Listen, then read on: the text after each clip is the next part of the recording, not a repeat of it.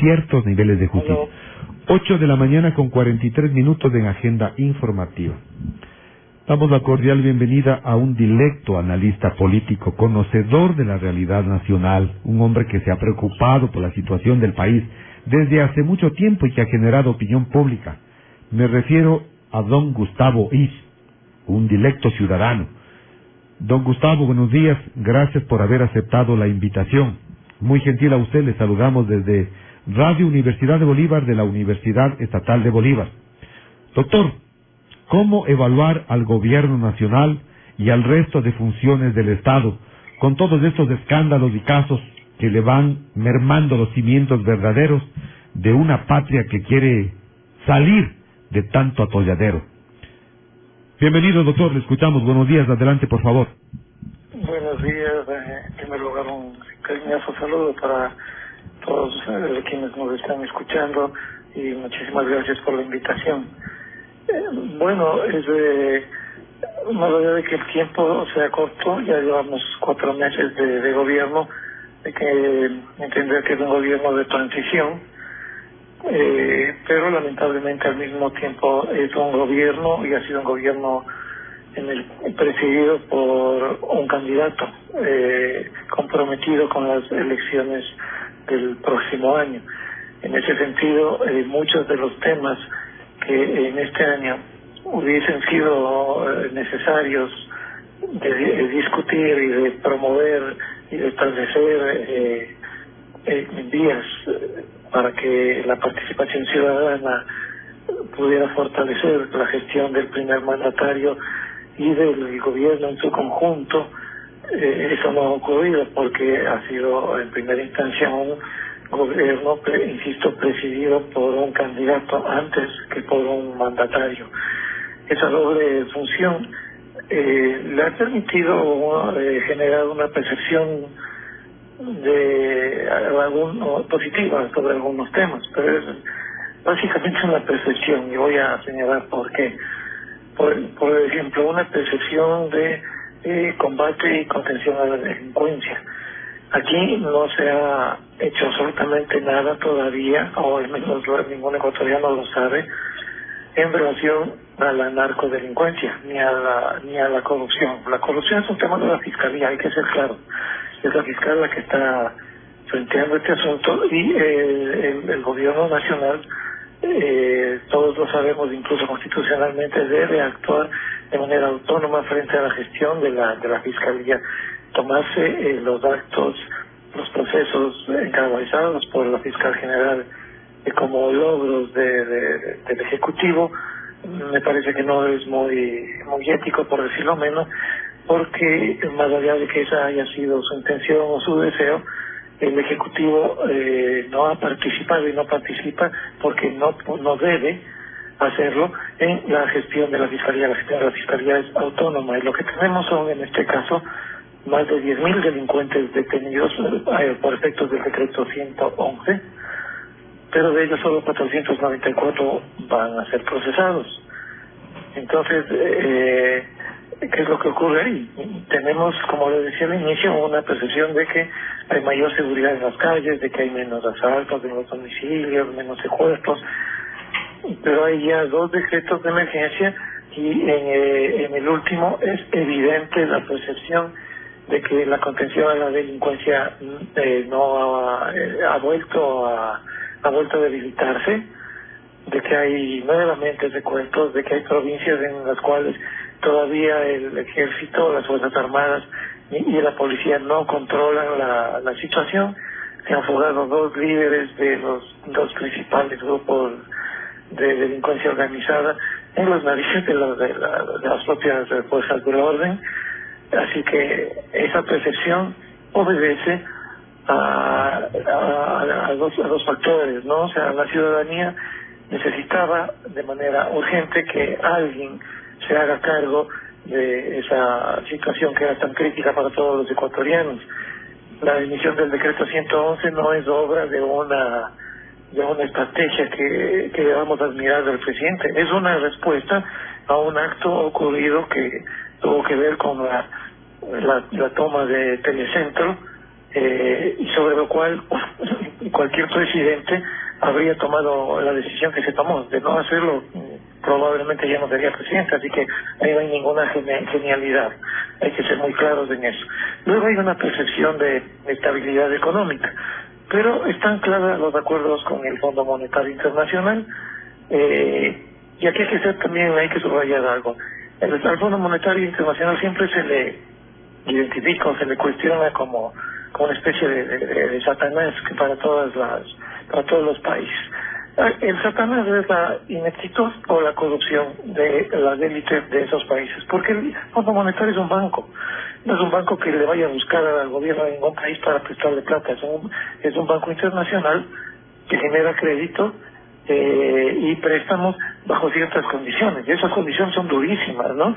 Porque exigen lo que ya ocurrió a partir del decreto 111, el aumento del IVA, el aumento de impuestos, la eliminación de subsidios, despidos en el sector público que ya están ocurriendo, y encaminado esto a la reducción del tamaño del Estado. Reducir el tamaño del Estado supone desmejorar la atención de salud más de lo que ya está, afectar la educación más de lo que ya está, y encima emite el gobierno un decreto que resta $162 millones a 28 o 27 universidades de las 33 que estaban constando en el presupuesto general del Estado. Así que lo que ha pasado en términos económicos es que el gobierno, en virtud de esas medidas que está empezando a tomar, ha generado nuevos préstamos que deberán ser pagados, y en los 2 meses de diciembre, pero sí, pues desde diciembre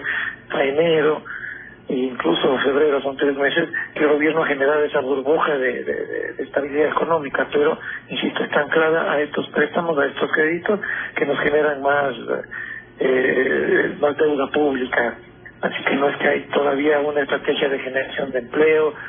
Esa es otra cosa muy relativa. El gobierno ha hablado de 60,000 empleos nuevos para los jóvenes, y vemos que esos 60,000 nuevos empleos no han aumentado y no han mejorado la situación laboral, puesto que en los primeros 3 meses de este año, más bien el empleo ha disminuido en relación a los 3 primeros meses del año anterior. Y esas no son cifras mías, esas son cifras del propio INEC. Así que el gobierno, si no quiere maquillar las cifras, debería hablar bien con sus autoridades para que le sigan el juego o le sigan la lógica de porcentajes de éxito que en realidad no ocurren. En lo que tiene que ver con la estabilidad política, esa estabilidad política está marcada por pactos en la Asamblea, no son acuerdos de gobernabilidad, hablemoslo claramente, son los típicos pactos de la regalada gana en los que los sectores representados en esos acuerdos, en este momento el Partido Social Cristiano, la Revolución Ciudadana, y cuando le conviene al presidente porque la Revolución Ciudadana no le presta los votos, genera esos pactos con la otra fuerza política, con el otro bloque político liderado por la señora Romo, no recuerdo en este momento como la denominación de ese bloque, ¿no? Y están definidos todos los intereses de estos grupos. Entonces, ¿cuáles son los intereses de la Revolución Ciudadana? La impunidad. La impunidad es muy difícil en medio de un contexto electoral como el que estamos atravesando y de consulta popular, dársela abiertamente a ese grupo, a líderes de ese grupo que han sido enjuiciados y algunos afugados del país. Pero la Revolución Ciudadana se ha dado modos para que en algunos otros escenarios, como la ubicación de ciertos funcionarios en espacios estratégicos de la economía, por ejemplo, en el espacio de la estación petrolera, en el espacio de Petroecuador concretamente, y algunos otros mantienen una presencia además en la justicia, tengan alguna posibilidad de negociar con el gobierno. Lo que ocurre es que sin la presencia de alguno de estos bloques le es imposible al gobierno ejecutar ninguna ley urgente. Ha enviado 6 5 leyes económicas urgentes y han sido aprobadas porque favorecen a estos grupos, al Partido Social Cristiano y algunos otros grupos le han favorecido, por ejemplo, con la aprobación de la ley de plusvalía. Eso ha sido muy importante, pero más importante es cómo se han condonado deudas enormes a los grandes evasores, a los grandes deudores, que son una élite de este país, muy vinculada con estos grupos que suelen acceder al poder. Así que aquí estamos hablando de una estabilidad política pegada con los intereses de estos espacios particulares, por no utilizar otro término, ¿no? Hay además una terrible cesión de espacios estratégicos a través de la suscripción de tratados de libre comercio, como el que se generó con la China, básicamente. Los otros hay un par de acuerdos más que no generan mayor impacto, pero el generado con la China es gravísimo. Y esa terrible cesión de espacios estratégicos se ha verificado en el sector minero, por ejemplo. Ya vimos lo que pasó con este asunto y lo que va a volver a pasar con este asunto en sectores donde hay extracción minera, no solamente por parte de los chinos, sino ya fundamentalmente, mayoritariamente, de empresas canadienses. Se habla de que esos tratados de libre comercio van a generar empleo. Ya hemos visto que no hay que no lo hacen, y más bien hay cero políticas de defensa y apoyo a los empresarios y comerciantes frente a los tratados de libre comercio. El gobierno no ha dicho ni fío de qué es lo que pretendería hacer para defender a nuestros comerciantes, a nuestros pequeños comerciantes, a nuestros pequeños emprendedores o a las grandes, incluso industrias y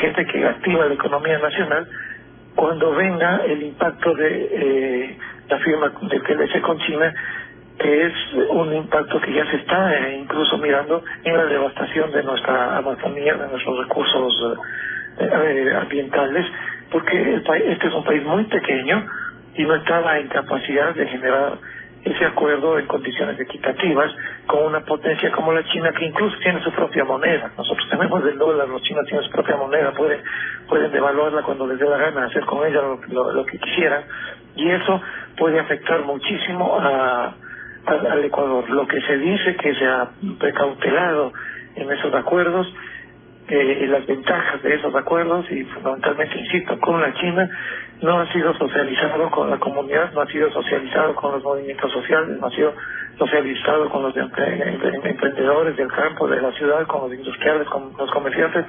Fue un acuerdo que se generó básicamente en el gobierno de Lasso, a puertas cerradas. Se declararon en principio prácticamente secretos los términos y los detalles de ese acuerdo, que fue luego suscrito por el gobierno de Noboa. Los ecuatorianos ya vamos a ver cómo nos va, siendo una economía tan pequeña, tan vulnerable, con el impacto de los productos chinos que van a venir a invadir el país y podrían eventualmente afectar muchísimo la economía nacional. En lo que concierne a las otras funciones del Estado,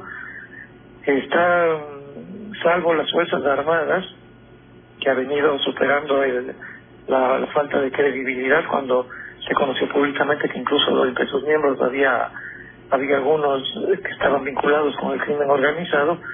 El decreto 111 los ha favorecido porque la gente los mira en la calle, los mira deteniendo delincuentes, tomando el control de las cárceles, y eso le crea a la sociedad una sensación emocional de que la delincuencia está siendo controlada. Ya dije al inicio que eso no es así. Estoy utilizando cifras que son clarísimas y que ya han sido divulgadas y ya se ha llamado la atención de medios y de políticos de algunas provincias como Guayas, como Manabí. Ya hemos visto que la violencia en esas provincias y en Esmeraldas no se ha detenido, y que más bien se ha incrementado la delincuencia en algunos espacios de la convivencia nacional. La justicia está en un proceso que quisieran mejorar la imagen de esas instituciones. Eso ocurrirá cuando en las elecciones que en los distintos espacios de la función judicial están llamados a reconfigurarse con nuevos dignatarios, se elijan a personas honestas, se elijan a personas capaces y no se elijan bajo estos pactos de la regalada gana que están funcionando en la Asamblea, es decir, que no sean impuestos los nuevos jueces en el Consejo de la Judicatura o en las Cortes, en virtud de esa estrategia de amañar las nominaciones y las elecciones por intereses muy particulares de los grupos políticos que ya mencioné. Por lo menos tenemos un gran juez, un juez que realmente tiene una hoja de vida intachable en la Corte Nacional de Justicia, pero una golondrina no hace verano. La función judicial necesita transformarse radicalmente y no solamente con un funcionario o con una con uno de sus entidades, sino en el conjunto de la administración de justicia, del Consejo Nacional Electoral, de la Asamblea Nacional. Es mejor guardar la reserva de vida porque ya hemos visto en el histórico de esas entidades cómo son proclives a que la opinión pública más bien los mire con mucho recelo, con mucho escepticismo, con muy poca mirada positiva, con apreciación positiva, porque tarde o temprano evidencian fallas que tienen su raíz, en el caso del Consejo Electoral, en el Código de la Democracia, que es realmente un atentado descomunal a una democracia que se precie de ser civilizada. Ese Código de la Democracia tiene que ser reformado para que no nos siga pasando lo que nos está pasando, es decir, aperturar la participación indiscriminada de gentes que a duras penas logran un título de bachilleres, pero que son conocidos en sus municipios, en sus localidades, y llegan a la Asamblea para manejar de una manera muy poco consistente, porque no tienen la preparación necesaria, temas que nos involucran y que son vitales para la adecuada convivencia de todos los ecuatorianos. Si miramos a la composición misma del Ejecutivo, la Cancillería es un desastre. La Cancillería está siempre equivocando el eje de su política. Es una Cancillería que en principio además está liderada por una persona que no tiene ninguna experiencia en ese ámbito.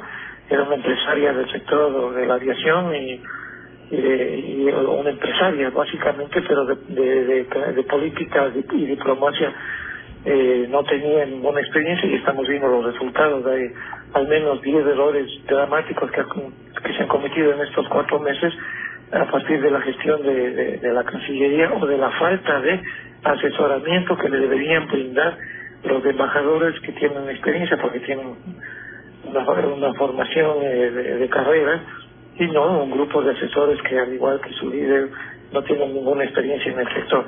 Del Ministerio de Medio Ambiente, que es tan crítico para la economía, para la sostenibilidad de nuestra biodiversidad, tenemos una persona de la cual no tiene sentido ningún comentario. Todo el mundo ya ha visto las limitaciones que tiene la ministra para ejercer el cargo, y es lamentable porque, insisto, ese ministerio es absolutamente esencial para el buen ejercicio del Ejecutivo en campos que son desde la economía y desde el medio ambiente, desde la generación de empleos, a través del turismo, sumamente importantes, sumamente esenciales.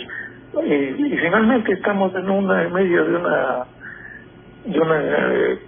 consulta y de una elección, y la política es lo que obviamente más les interesa a los políticos. Nuevamente la gente va a ser objeto de demagogias, de ofrecimientos de no subir impuestos, ofrecimientos de no despedir a las personas, ofrecimientos de dar empleo y trabajo y evitar el desempleo que nos está agobiando, casi 7 de cada 10 ecuatorianos tienen trabajo irregular o no tienen trabajo, así que no se trata solo de generar supuestamente empleo para la población joven. Aquí hay mucha gente de 45 años en adelante que está desempleada y ha generado una ola migratoria similar a la que se produjo con la crisis bancaria. Datos del mismo INEC y datos de muchas fuentes absolutamente serias, científicas, que están evaluando cuántos ecuatorianos están huyendo de este país, esa es la palabra,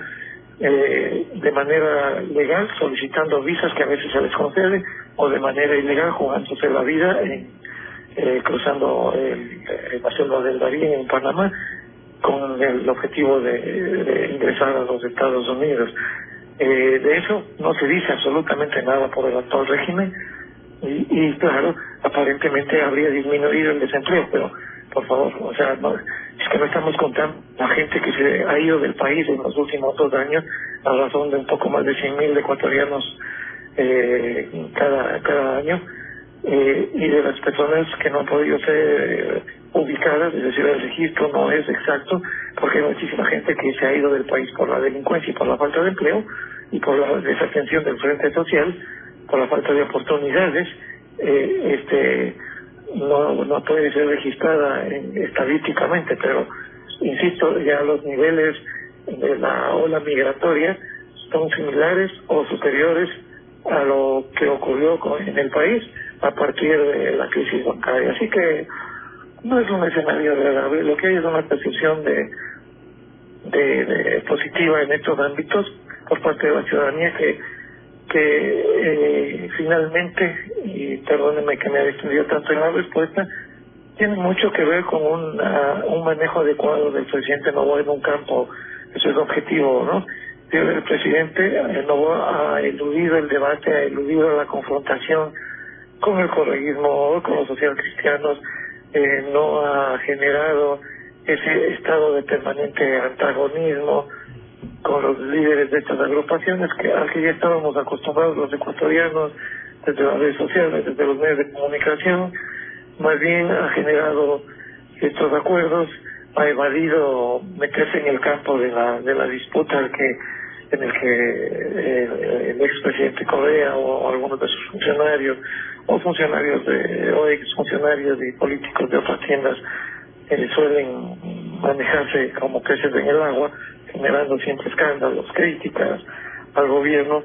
El gobierno ha evitado no solo hablar con la ciudadanía, sino pelearse con seguirle de juego a estas agrupaciones y a estos personajes, y eso da también la sensación de tranquilidad, de que hay un gobierno que está manejándose de manera estable. Pero la estabilidad, insisto, depende de todos los antecedentes que le acabo de mencionar. Don Gustavo, queremos afuera a los militares. Un titular, diario La Hora, en su primera portada. Presos en Guayaquil se amotinan como protesta. Queremos afuera a los militares. ¿Y el plan Fénix en qué queda? No sabemos en qué queda porque no sabemos en qué consiste. Obviamente hay razones estratégicas por las cuales no se nos puede contar a todos los ciudadanos en qué consiste el famoso plan Fénix. Pero en la práctica está totalmente direccionado y orientado por los acuerdos firmados con los Estados Unidos recientemente y por una política de seguridad que necesariamente debería tener el país alrededor de ese tema. Pero nos han dicho que por razones de seguridad, obviamente esto no puede ser materia de difusión y de conocimiento de toda la ciudadanía. Eso puede ser así, eso puede ser real, pero lo que no podemos permitir es que nuevamente la delincuencia, los grupos de delincuencia organizada, la impunidad de políticos y de empresarios, porque la impunidad se produce no solo en el sector público, sino que se produce en connivencia con los grandes intereses de las empresas privadas, no se vuelva a imponer como la lógica de la vida cotidiana en este país, y los presos, los detenidos, los delincuentes, los asaltantes, los secuestradores, los vacunadores, los asesinos, que digan lo que quieran, que generen lo que quieran generar dentro de de los recintos carcelarios, pero que ojalá el gobierno les dé la respuesta que se merece. Sin tratar de generar sensacionalismo, también se ha manifestado una noche de copas, el presidente en España y un supuesto escándalo. De una u otra manera, ¿cómo pudo haber afectado esta situación al gobierno nacional, don Gustavo Ích? Mire, en tanto sean suposiciones, en tanto no sea debidamente comprobado el suceso, yo prefiero no ahondar en ese episodio, porque no sabemos si eso ocurrió o no ocurrió. No hay es extrañísimo que en un mundo como en el que estamos viviendo no existe ninguna imagen, ninguna grabación, ninguna afirmación que compruebe esa narración del periodista español y que trabaja para el periódico El Debate. Suponiendo que eso sí haya ocurrido, que eso haya sido así, eso generó inmediatamente una reacción de la ciudadanía, pero que se envió en redes sociales y en medios de comunicación tradicionales, donde automáticamente reaccionaron los trolls del correísmo y obviamente también gente que está acostumbrada a decir lo que quiere en redes sociales, porque las redes sociales generan impunidad. Las redes sociales, cualquier persona es periodista, cualquier persona es analista, cualquier persona es cualquier cosa, y dice y afirma muy suelta de huesos cualquier cosa, porque sabe que muy difícilmente se le puede limitar su derecho a la expresión en redes sociales que no son manejadas por el país, y se dan muchos casos de infames acusaciones que no tienen asidero y que afectan a familias, que afectan indiscriminadamente a hombres, a mujeres, a empresarios y obviamente a políticos y a funcionarios públicos.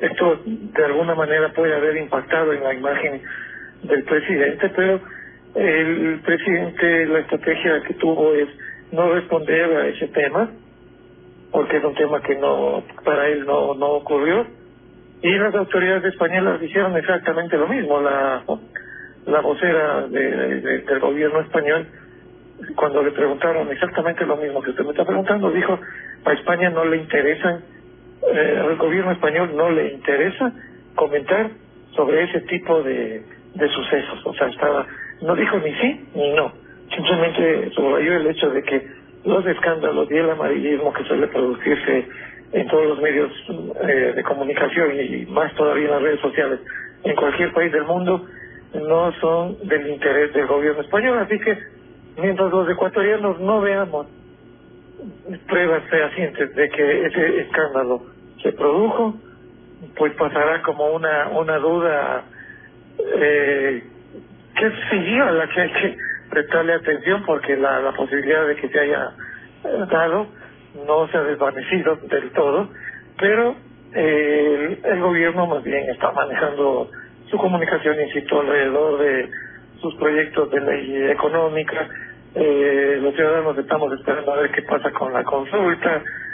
Ya las tiendas políticas están en proceso de elegir sus candidatos en internas. Ya queremos ver cuáles van a ser las cartas que van a presentar los movimientos y los partidos políticos, y muy pendientes además del impacto que va a tener el incremento del IVA en la economía nacional. Así que no sé, insisto, al ser un tema que no ha sido totalmente comprobado, no podemos afirmar cuánto le afectó o no le afectó al actual presidente. Doctor Gustavo Ích, el trabajo de la Fiscalía, el caso Metástasis, el caso Purga, y ahora el señor Rolly Aliaga, que le dijo adiós a la Revolución Ciudadana, adiós al correísmo, que señala que va a revelar chats incluso íntimos con la señora fiscal de la Nación, con Diana Salazar. ¿Qué le hace pensar este tipo de actitudes, este tipo de comportamientos, don Gustavo? Bueno, en la política y en un país tan corrupto como este, donde la impunidad fue establecida como el día a día, no solamente, y eso es lo lamentable, no solamente en las esferas de la política, sino también que afectó esa condición y contaminó incluso la actitud de muchos ciudadanos comunes y corrientes que empezaron a mirar a la corrupción y a la impunidad como una posibilidad de supervivencia y de crecimiento económico que de otro modo habría sido imposible.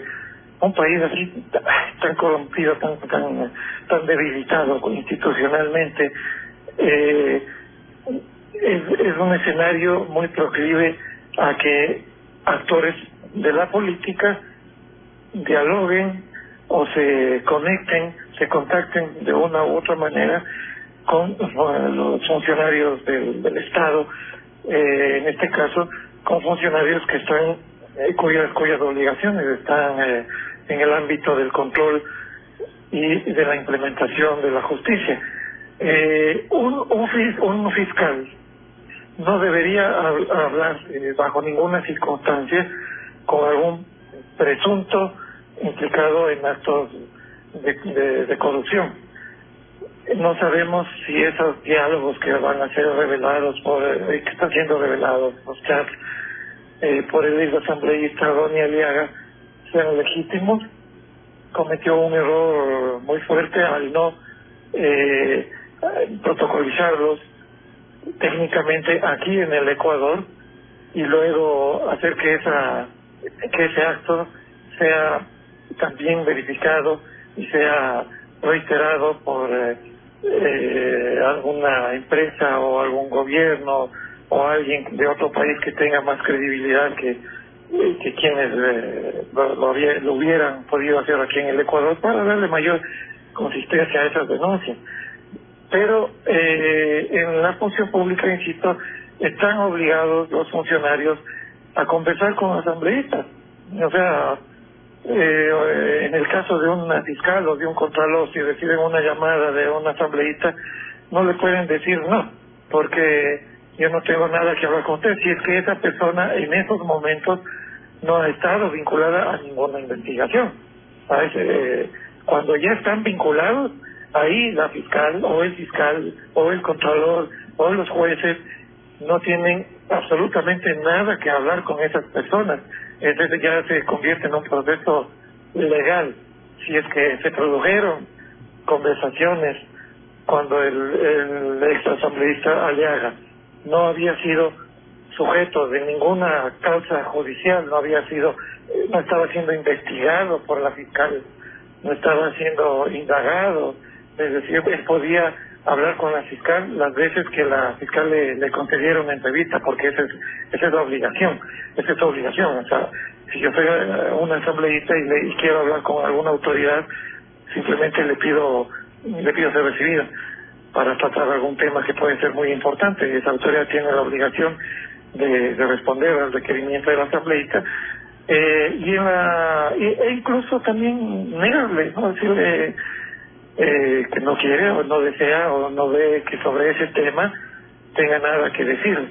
Así que hay que ver los tiempos en los cuales esos diálogos, de los cuales habla el ex asambleísta Aliaga, se hayan suscitado, el contenido de esos diálogos y la verificación en su origen, que ya no va a ser posible tenerla, de que son legítimos, de que no son montajes, de que no son fraudulentos. Ya eso en su origen ya no puede ser subrayado, ya no puede ser verificado, porque el asambleísta prefirió hacer ese peritaje en otro país y no aquí en el Ecuador. Entonces abrió un espacio de fuerte duda respecto a la legitimidad de lo que él de aquí en adelante vaya a provocar a través de esas divulgaciones. Ahora bien, ahí no nos olvidemos que las mismas dudas se han generado alrededor de audios o videos en los que están involucradas varias personas de la política, de la justicia, y que han incidido para que la aplicación de procesos judiciales vaya encaminándose por parte de las autoridades respectivas. Esto es algo que lamentablemente ha alimentado el día a día de una sociedad que vive sujeta permanentemente a malas noticias, a escándalos, al amarillismo. Cada semana tenemos una nueva divulgación, puede ser cierta o puede ser no verificada, puede ser pues una calumnia o puede ser un proceso dignas más bien de un proceso en el cual las autoridades deban pronunciarse conforme la ley exige que eso ocurra en base a los procedimientos y a las normas constitucionales, y no utilizar esos casos políticamente. Es decir, cada vez que se inicia un proceso, cada vez que se detiene a alguna persona vinculada con algún hecho que podría ser delincuencial, esto tiene que ser demostrado en el proceso. Tenemos que esas detenciones ocurren con una cobertura de prensa previamente convocada, y luego van siendo paulatinamente revelados datos que deberían más bien ser privados por efectos de la presunción de inocencia de los detenidos. Pero aquí tenemos un circo, con el respeto que se merecen los artistas que trabajan en los circos. Aquí tenemos un circo político que empieza en las instituciones del Estado y que no cesa, no para. Todas las semanas tenemos alguna novedad, alguna revelación, y nos ponen a los ciudadanos frente a las pantallas de televisión o de nuestros celulares o en los medios tradicionales, muy atentos, como si se tratara de un culebrón, de una fatídica telenovela que no sabemos cuál va a ser su final. Nos tienen distraídos con eso en vez de que nos pongan a dialogar con las autoridades sobre temas que son supremamente importantes para los ecuatorianos, como la generación de empleo, como la inversión en educación. En lugar de reducir $172 millones a las universidades, lo que debía hacerse es aumentar y consolidar el presupuesto del sistema educativo nacional.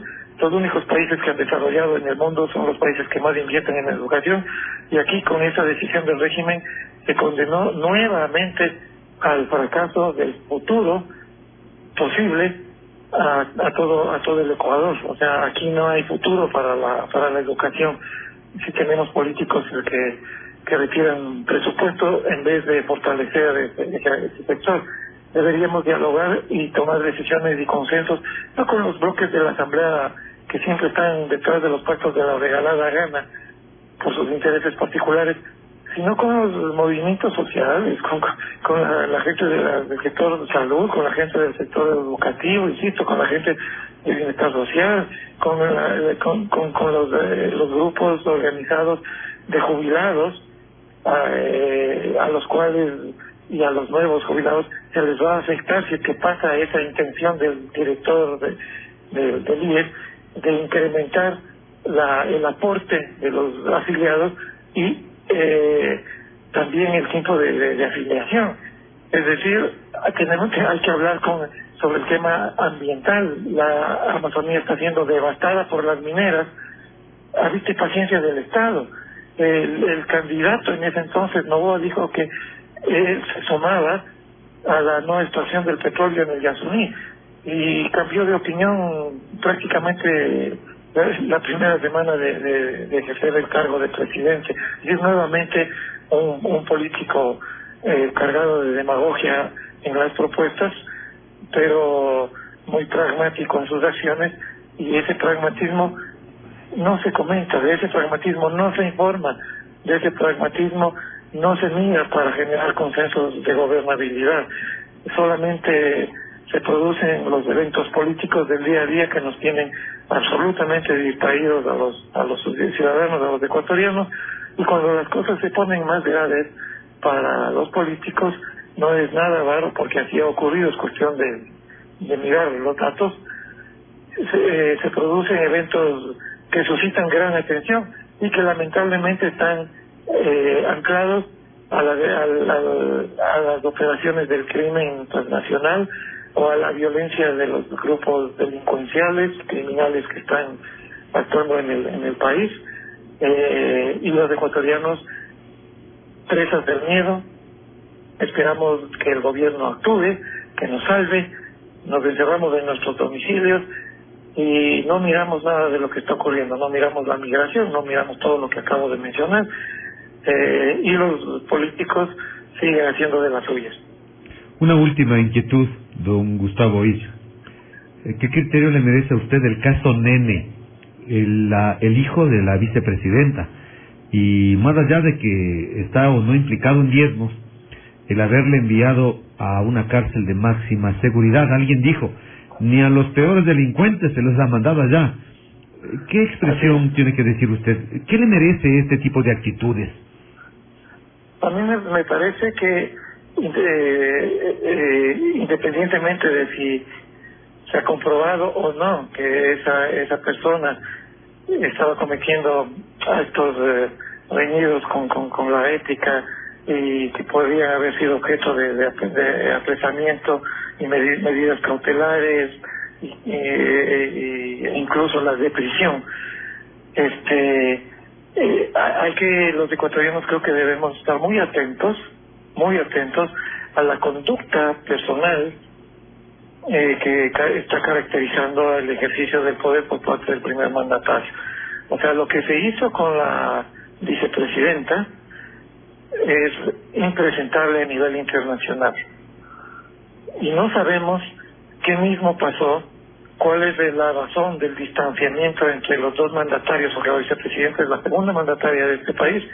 No sabemos cuál fue la causa que originó ese distanciamiento, pero más allá de eso, haber forzado una función diplomática inexistente en el país, que puso a correr a la Cancillería, al Ministerio de Finanzas y al Ministerio Laboral, porque nadie sabía bajo qué ley la vicepresidenta iba a viajar como embajadora del Ecuador en un país involucrado en un conflicto internacional, con cuántos funcionarios podía ser acompañada para gestionar lo que el presidente le había delegado, los honorarios, los viáticos de esas personas. Es decir, se tomó una decisión que me recordó muchísimo a lo que solía hacer el expresidente Rafael Correa. Muchísimo, cuando ejercía de una manera totalitaria y abusiva el poder con el cual había sido investido. Y luego la declaración de que superado ese primer episodio, digamos, ¿no?, en que, insisto, jurídicamente y políticamente absolutamente forzado. De hecho, Israel no reconocía esa figura de embajadora. Ponerse de lado de una de las dos partes en conflicto, porque la franja de Gaza está solamente a 100 kilómetros de distancia de Israel, desde Tel Aviv.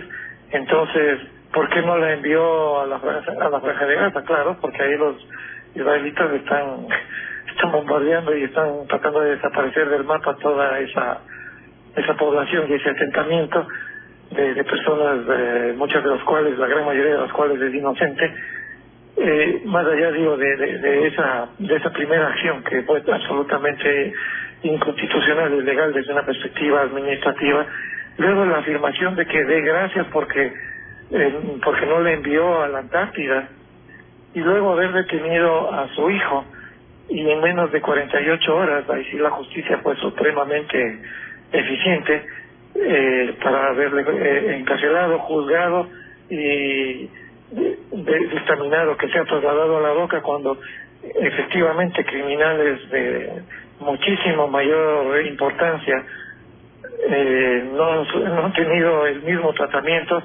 Dice mucho de la conducta, de la psicología, del modo en que el primer mandatario ve el ejercicio del poder. Ojo, ecuatorianos, ojo, atención, ecuatorianos, que luego no nos estemos arrepintiendo, o sea, que luego no estemos diciendo cosas y lavándonos las manos cuando ocurren nuevamente y de manera más consistente medidas que den cuenta del talante del mandatario, que se niega a discutir, a hablar, a analizar los temas fundamentales del país con los principales actores y que prefiere básicamente negociarlo en la asamblea y obrar como está obrando. Eso va más allá de la política, estimado periodista, eso va mucho más allá de solamente el ejercicio administrativo del poder que le compete a un alto funcionario. Eso tiene que ver mucho con la manera en que esas personas ven a los demás, la manera en la que esas personas cuando llegan a tener poder actúan. Me preocupa muchísimo lo que he visto alrededor de ese tema. Doctor Gustavo Is, sus palabras finales, señor, tenga la gentileza. Muy amable, muchas gracias por haber aceptado este diálogo. Siempre es un placer dialogar con ustedes y un saludo siempre cariñoso también para la provincia, en este caso particularmente para quienes han tenido la paciencia de escucharnos durante esta larga entrevista.